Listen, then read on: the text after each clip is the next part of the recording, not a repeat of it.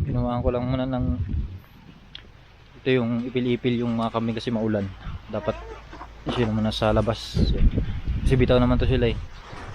Bitaw naman, binibitaw ko na sila ngayon. Tapos ngayon may bagyo tapos maulan-ulan kaya dito muna sila sa loob.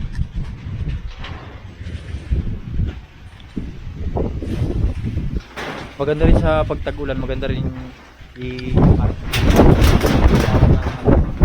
dahon ng saging, maganda rin yun kasi yun yung mabilis ang mga alternative para kung nagtaytayim yung kambing natin kasi tag-ulan, yun yung mabilis na pang alternative na pang ano sa kanila, pakain para kahit nagtatay-tay sila hindi siya magtatay-tay kahit panahon ng tag-ulan. Ayun sila.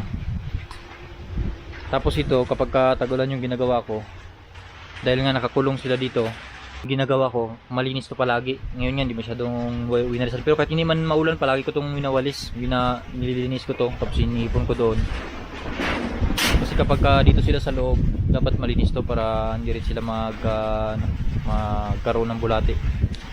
Dapat malinis. Mamaya lilinisin ko to pati yung taas nya.